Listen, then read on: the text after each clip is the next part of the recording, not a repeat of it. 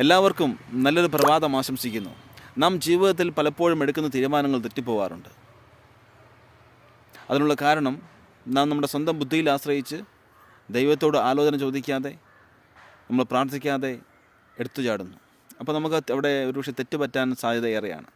എന്നാൽ പ്രാർത്ഥിച്ച് ആലോചന ചോദിച്ച് യേശുവിനോട് പ്രാർത്ഥിച്ച് യേശുവിന് നന്ദി പറഞ്ഞുകൊണ്ട് നമ്മൾ ആ ഒരു വിഷയം ദൈവത്തിന് സമർപ്പിച്ച് യേശുവിനെ സഹായിക്കണമേ, യേശുവെ ഈ വിഷയത്തിൽ ഞാൻ എങ്ങനെ മുന്നോട്ട് പോകണം എന്ന് നമ്മൾ ആലോചന ചോദിക്കുക, നമ്മൾ പ്രാർത്ഥിക്കുക. പ്രാർത്ഥന എന്ന് പറഞ്ഞാൽ ദൈവവുമായിട്ടുള്ള സംസാരമാണ്.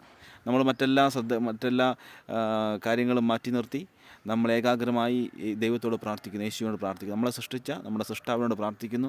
ആകാശവും ഭൂമിയും സൃഷ്ടിച്ച ദൈവത്തോടാണ് നമ്മൾ പ്രാർത്ഥിക്കുന്നത്. അപ്പോൾ നമ്മൾ ഏകാഗ്രമായി പ്രാർത്ഥിക്കുമ്പോൾ ദൈവം നമുക്ക് ഉത്തരം നൽകും. നീ പോകേണ്ട വഴി ഇതാണ്, നീ ഇന്നത് ചെയ്യണം, ഇന്നത് പോകണം എന്ന് പറയുമ്പോൾ നമ്മുടെ കാര്യങ്ങൾ വിജയിക്കും, തീർച്ചയായും വിജയിക്കും. എന്നാൽ പലപ്പോഴും നമ്മളിതൊക്കെ മറന്നു പോകുന്നു.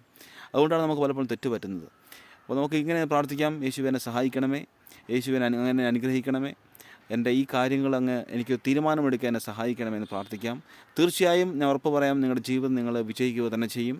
നീ ഒരു അനുഗ്രഹമായി തീരും. ആമേൻ.